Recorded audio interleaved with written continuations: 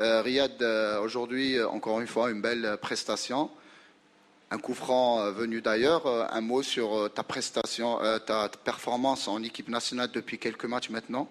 Tu excelles, même si peut-être lors du précédent mois, ça a été un peu difficile. Et Islam, encore une fois, quel objectif as-tu désormais en équipe nationale après avoir battu ce record? Quelles seront un petit peu tes ambitions avant de raccrocher, disons, les crampons? Merci. Mes objectifs, ils n'ont pas changé. Pour moi, ce n'était pas un objectif absolu d'être meilleur buteur de l'histoire d'Algérie. Notre objectif maintenant, c'est la Coupe du Monde. On est là pour essayer d'aller à cette Coupe du Monde. C'est mon objectif et l'objectif de tout le groupe. Après ça, je pense pas que... Pour l'instant, je ne pense pas à décrocher.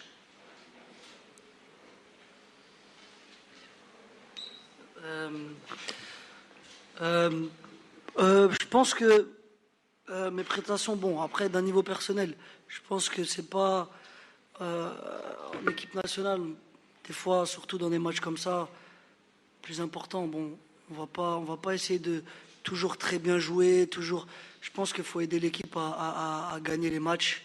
C'est ce que j'essaye de faire à chaque match quand je mets ce maillot.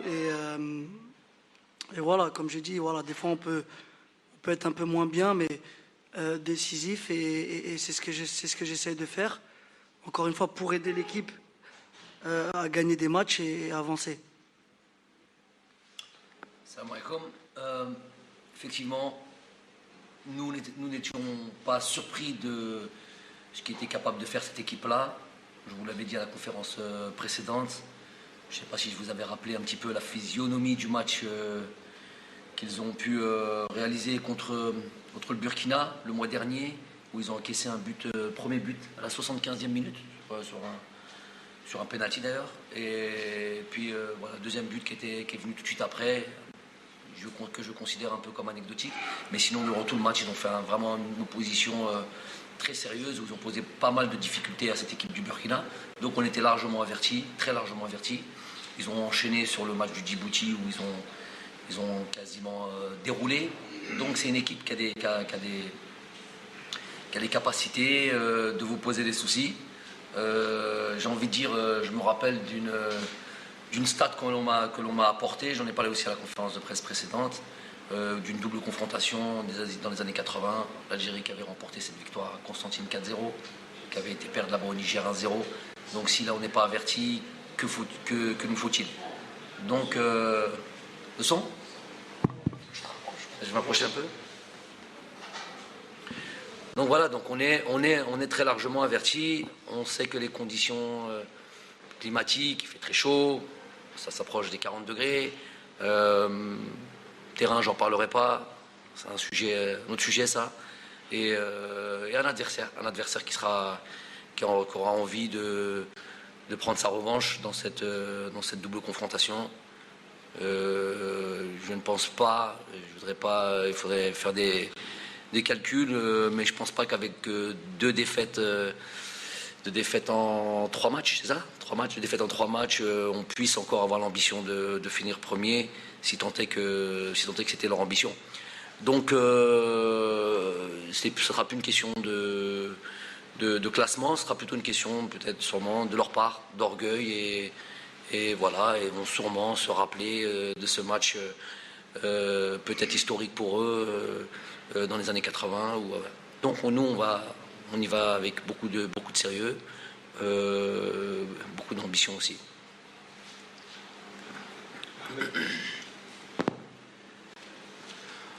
Salam alaikum. J'ai 2 questions, une pour... Donc, coach, on a vu une première mi-temps un peu compliquée. Donc, elle a été légèrement débloquée donc, par le capitaine Riyad Mahrez. Et en deuxième mi-temps, on a vu tout un autre visage de l'équipe nationale. Qu'est-ce que vous avez apporté comme changement pour non seulement débloquer davantage le match, mais aussi le rendre plus facile? Une autre question pour Islam. Félicitations. Donc, vous avez réalisé quand même un record historique. En signant le deuxième but, quelle est l'image qui a percé votre esprit sur le champ? Merci. Islam. L'image de... Je pense que l'image de toute ma souffrance, j'ai passé par des moments difficiles, je veux dire en club ou en équipe nationale. C'est un truc que, comme j'ai dit, c'était pas un objectif, mais je suis là pour marquer des buts. Et si je marque des buts, je bats des records, mais c'est pas très important pour moi. Si je peux compléter un peu ce que, si vous me permettez de rajouter quelque chose à cette question, Islam, on va l'appeler, je sais pas moi, l'incompris peut-être. L'incompris, c'est une personne qui moi-même, je ne comprends pas.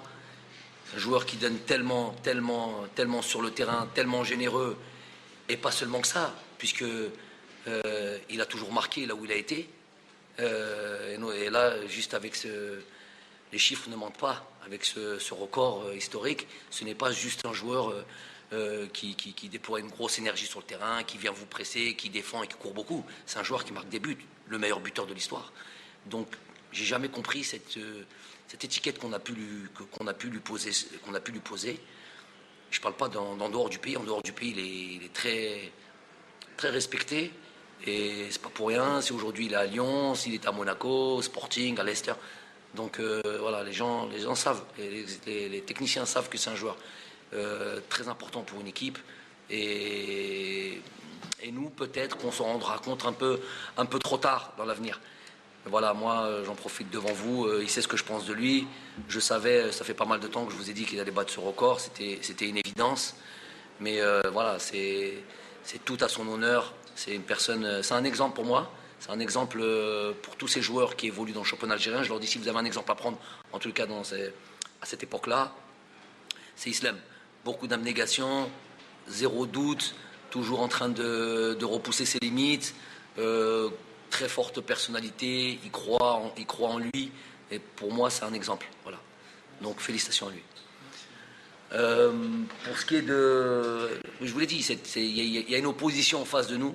C'est une équipe, je vous ai donné l'exemple de cette équipe du Burkina qui est aussi une équipe solide, qui est une équipe qui nous a pris quand même 2 points. Donc c'est une équipe de qualité. Elle a été jusqu'à la 75e minute sur un bon terrain. Ce qui favorise le football. Et malgré ça, ils ont été jusqu'à la 75e minute. Donc on savait qu'on allait avoir une opposition, qu'on allait avoir une organisation, des joueurs et une certaine capacité physique, capacité athlétique, fort sur les contacts, fort sur le volume, sur la course. Donc ils respectaient assez bien tout ce qui est organisation. Et le plus important, c'est toujours de ce genre d'équipe de bien les manœuvrer, de bien les faire courir, si je peux parler ainsi, et jusqu'à trouver les solutions, les espaces, les éternels intervalles que tout le monde recherche, et le décalage. Et puis voilà. Et puis donc c'est un truc sur lequel il faut comprendre que les matchs, ça ne se tue pas toujours en une mi-temps. Les matchs, 1h30. Les matchs, on les construit, ça évolue dans le temps. Et puis chaque chose, puis au fur et à mesure du temps, voilà, les choses, quand on persiste et quand on insiste sur certaines choses, voilà, on a pu parler sur le fait d'être encore.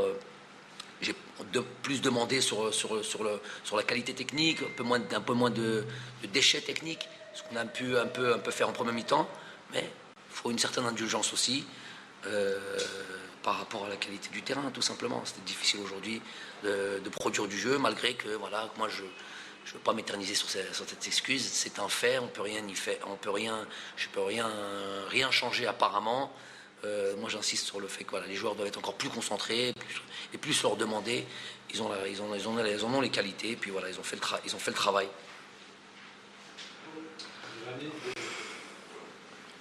السلام عليكم. كوتش عبد الغني لاعب لا راديو ناسيونال عشان كوتش في لا كونفيرونس دافون ماتش هضرنا على بن رحمه. انت قلت باللي هو ماشي راضي كاع تما ستادير ما مش راضيين على الاداء تاعو. اليوم شفناك يعني عطيتو تقريبا لا شونس كامله. مالغري في لي شونجمون حنا كنا ممكن نستناو بلي يخرج بن رحمه يدخل بلايلي مي رغم هذا خليته يلعب تقريبا الماتش كامل. اسكو هذه سيتي شانس لبن رحمه واحده اخرى باش تعطيه لا كونفيونس جو سي با كيفاش. ولا دوزيام على لي جوار بالنسبه لعموره لعب كالكو مينوت. اسكو بالنسبه ليه يعني ربح كالكو بوان عند المدرب اليوم مالغري سي سون برومي ماتش هيستوريك مع ليكيب ا. بالنسبه لمحرز par rapport à l'adversaire numéro 1 dans ce groupe, le Burkina, qui a gagné aujourd'hui largement le Djibouti. Il est favori, je pense, le mardi pour gagner encore contre les Djibouti. Est-ce que vous trouvez le match contre le Niger, le mardi, un tout petit virage dans ce groupe où on est obligé encore de ramener 3 points à Niamey?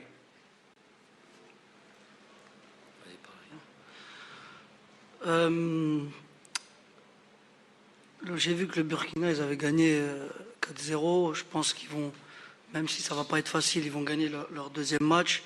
Un petit virage. Non, ça sera un match important comme tous les autres. Ça ne va pas être facile. Bon, aujourd'hui, on l'a vu, on a un peu... C'était pas facile en première mi-temps. Malgré que le terrain nous a vraiment pas aidés. Faut qu'on sache que le terrain, il est très, très, très, très abîmé. Alors...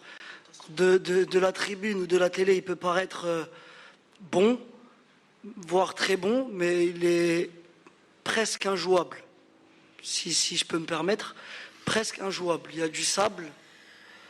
Je ne comprends pas comment un pays comme nous et une équipe nationale, avec ce qu'on a fait, avec on a ramené comme émotion pour ce peuple, qu'on puisse avoir un terrain de la sorte chez nous, c'est incompréhensible.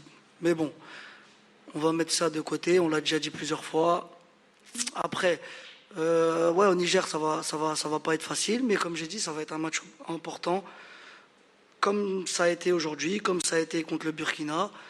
Et voilà, il faudra aller se battre, il faudra aller gagner là-bas, parce que c'est sûr qu'on ne peut pas se permettre de faire un autre faux pas comme on l'a fait contre le Burkina. Pour ce qui est de Saïd demande, il est en situation de concurrence, comme les Islam avec Bagdad, comme les Riyad avec d'autres joueurs. Tout le monde est dans cette situation de concurrence. Après, il y a 11 joueurs qui doivent démarrer. Les joueurs que j'estime être le plus apte en fonction des différents matchs. Il y a une gestion aussi de cet effectif, de ce groupe, avec des matchs rapprochés. Donc c'est beaucoup de calculs, c'est beaucoup de choses, mais en même temps c'est effectivement la possibilité aussi de laisser Saïd s'exprimer sur tout un match. Aujourd'hui il a démontré beaucoup de bonnes choses, voilà, il lui manque un but, des buts, des gestes décisifs, des passes décisifs. C'est comme ça qu'on juge les attaquants, les joueurs offensifs. Donc il est dans la continuité. Dès qu'il est là, il vient comme tout le monde, il se bat, il est disponible pour le groupe, il démarre un match, il est à fond, il doit rentrer un certain temps, il doit être prêt. Et puis voilà, c'est la vie d'une équipe nationale si je peux m'exprimer ainsi, de haut niveau. Donc voilà, il n'y a pas de place acquise, si ce n'est quand on a l'opportunité de valider, tout simplement. J'ai souvent répété ce mot-là. Donc on est content de sa prestation. Je pense qu'il aurait aimé terminer par un but, pas décisif, quelque chose comme ça. Mais il a été aujourd'hui important dans ce résultat. Ensuite, pour ce qui est de Amoura, il nous a montré très belles choses à l'entraînement depuis qu'il est là.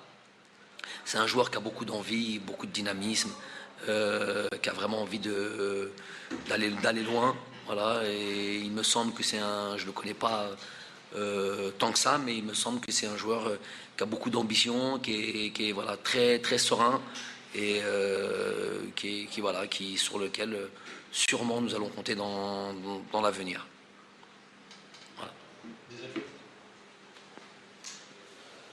La mode, 2 questions, 3 questions par journaliste. On les a tellement peu qu'on en profite, c'est pour ça. N'abusez pas. On n'abuse pas, mais on profite un peu quand même.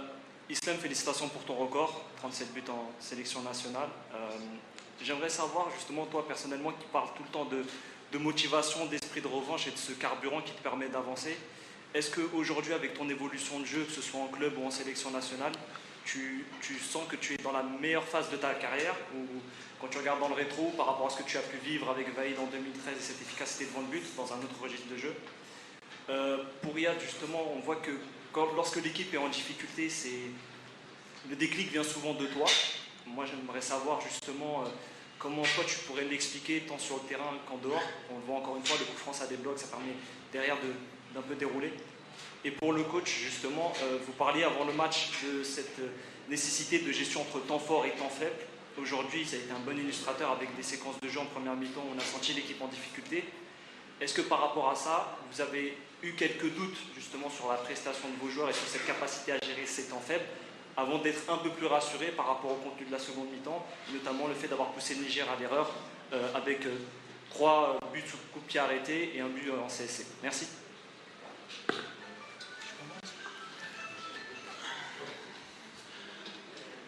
Je pense que je dirais pas que je suis dans la meilleure phase de ma carrière parce que je pense qu'en équipe nationale j'étais régulier, sauf à une époque à une époque, mais je pense que j'étais régulier en équipe nationale. Après, c'est normal que je marque plus maintenant parce qu'on gagne plus, parce que je considère que je suis dans la meilleure époque des joueurs en équipe nationale. C'est pour ça, je pense que j'étais régulier. Toutes ces 9 ans, j'étais régulier. Ce qui a fait que je marque encore plus maintenant, c'est que peut-être on est dans la meilleure dynamique. Tu peux répéter la question, s'il te plaît? C'était tellement long. On l'avait compris, ça. Je disais justement que la solution, quand l'équipe est en difficulté, la solution, dans ce sens que tu marques souvent, on voit encore ce coup franc-là. Comment toi tu illustres ce leadership que tu peux avoir sur le terrain en montrant le bon déclic au bon moment? Je ne sais pas si ça vient tout le temps de moi, mais comme j'ai dit, voilà, en Afrique, c'est pas facile. On ne peut pas dribbler tout le monde, on ne peut pas tout le temps faire la différence. Et voilà, j'essaye d'apporter ce que je peux apporter à l'équipe. Après, j'ai plus d'expérience qu'auparavant, j'ai plus de matchs, donc je sais quand même un peu gérer les moments difficiles. Mais voilà, il n'y a pas que moi. Quand Youssef il joue, Belaïli, ou Bagdad, ou Islam, ou même Saïd, tout le monde contribue comme il peut à aider l'équipe. Et je pense que c'est ça qu'il faut, ça tire le groupe vers le haut. J'en fais partie, j'essaye de tirer le groupe vers le haut. Aujourd'hui, c'est vrai que c'était pas facile. Peut-être qu'il fallait un truc comme ça, un coup franc ou un exploit pour ouvrir le match. C'est ce qu'on a réussi à faire. Mais voilà, je pense que ça peut venir de tout le monde. Et c'est ça le plus important, c'est ce que le coach il a réussi à mettre en place. C'est que ça ne vient pas que d'un joueur, ça ne va pas toujours venir du même joueur. Après, voilà, c'est sûr que souvent ça vient des mêmes joueurs, mais pas tout le temps du même. Donc la question, c'était quoi exactement? Temps fort, temps faible? Temps fort, temps faible. Ouais, donc... j'ai dit, c'est ce match-là, il a eu sa construction, face à une adversité, une équipe qui pose des problèmes, qui a l'habitude de poser des problèmes, c'est comme ça qu'ils sont. Ils nous en poseront encore sûrement, certainement au Niger. On a su être patient, on a su pas toujours le faire de manière parfaite, mais accélérer quand il fallait accélérer, temporiser quand il fallait temporiser.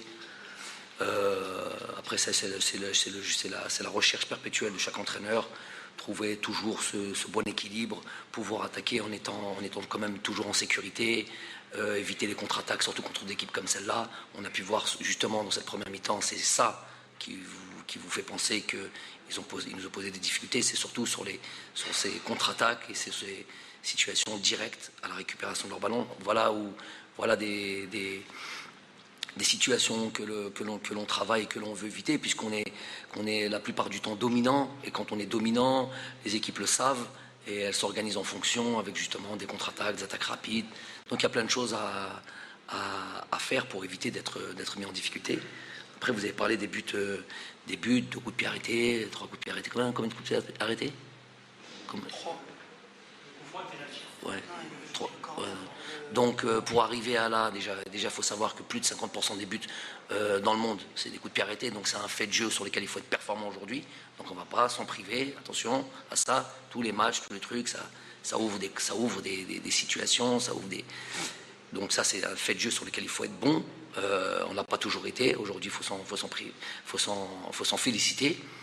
Et voilà, tout simplement. Donc continue à progresser, à toujours vouloir s'améliorer dans tous les secteurs du jeu, dans toutes les situations, avec le ballon, sans le ballon.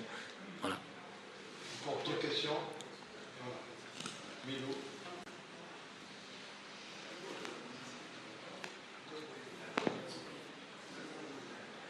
Bonsoir tout le monde. Salam alaikum, félicitations pour la victoire. Félicitations Selam Simani pour ton record. Coach, dans 3 jours, on jouera à Niamey avec une statistique un petit peu inquiétante sur les 3 derniers matchs à l'extérieur, 3 derniers matchs officiels, on n'arrive pas à s'imposer. Avec le même scénario toujours contre le Zimbabwe, la Zambie et le Burkina Faso. À chaque fois qu'on mène au score, on se fait rattraper à la fin du match. Êtes-vous vraiment inquiété pour cette stat-là? Deuxième question pour Riyad Mahrez. Si vous permettez, on sort un petit peu du contexte équipe nationale, on parle de votre situation à votre club Manchester City. Sincèrement, qu'est-ce qu'il manque à Riyad Mahrez pour avoir plus de temps de jeu avec Manchester City? Merci.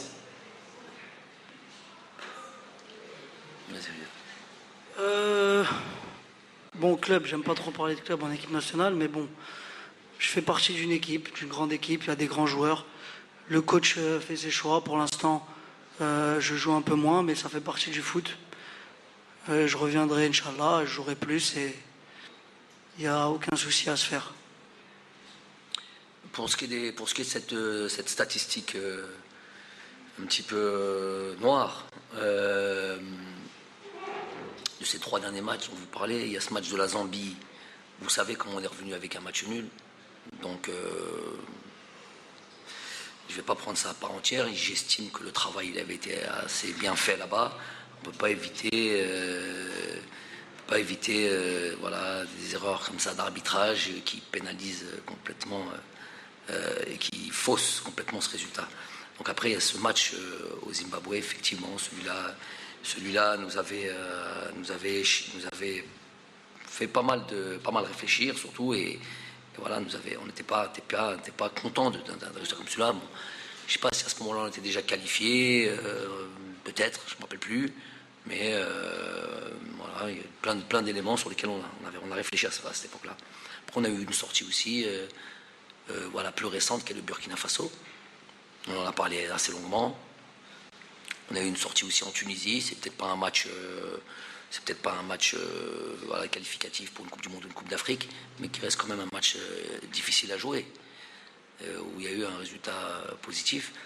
Non, on calcule pas ça comme ça.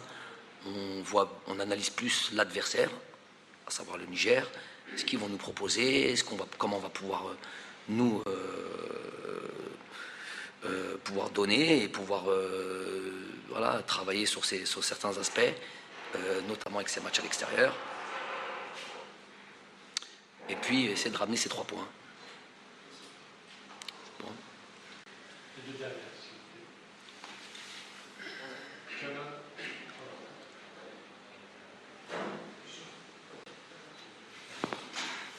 Salam alaikum, question pour Riyad Mahrez. Riyad, on entame 2 matchs très difficiles. Est-ce que par rapport à l'état de terrain, bien l'adversaire qui a été costaud aujourd'hui? Déjà, ouais, le terrain, c'est comme je l'ai dit juste avant, c'est incroyable d'avoir un terrain comme ça. Ça nous a pas aidé. Normalement, quand on joue chez nous, dans notre pays, on doit avoir un super terrain pour développer du beau jeu et mettre l'adversaire en difficulté. Mais sauf que là, en ayant un terrain comme ça, on les avantage. Parce que c'est ça qu'ils aiment. Ils aiment bien les vieux terrains comme ça. Et voilà, on était en train de se battre avec eux. C'était pas facile. Mais malgré ça, voilà, on s'est fait perdre 2-3 fois, mais on a su quand même avoir la maîtrise. Après, il y a des matchs comme ça où on doit passer par des moments difficiles, où on ne crée pas trop d'occasions. À l'arrivée, quand tu regardes le score, il y a 6-1. Donc c'est ça qu'on va retenir sur ce match. On a été réaliste et Et voilà, on avance, comme j'ai dit, et il faut continuer. Là-bas, ça va pas être une partie de plaisir. Je pense que le terrain, il va être mieux qu'ici. C'est grave de dire ça, mais c'est une triste réalité. Et c'est la réalité qu'on vit maintenant. Donc voilà, je pense que on devrait faire un effort, un gros effort même, pour essayer de nous donner des meilleurs terrains, pour qu'on tire tous vers le même objectif et vers le même chemin pour aller à la Coupe du Monde. Et ça passe par ces détails-là. Moi, je voudrais parler sur ça aussi. Je trouve que, comme il a dit tout à l'heure, je trouve que c'est grave qu'un pays comme l'Algérie, on a des terrains comme ça. Pour aller en Coupe du Monde, il faut mettre tous les éléments sur nous. Au contraire, on a les équipes nous donnent plus de force. Une équipe comme nous qui joue au ballon, qui produit du jeu, je pense qu'on n'a pas le droit de trouver des terrains comme ça. On vient une fois par mois pour représenter un pays comme l'Algérie, de trouver des terrains comme ça. Je crois que c'est une catastrophe, c'est grave. C'est grave.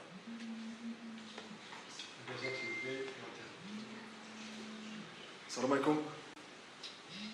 Farah Hamza, magasin de Fenech. Question pour vous, coach.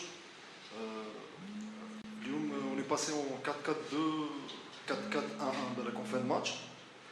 Ce système, on a joué avec en zombie, si je me souviens bien.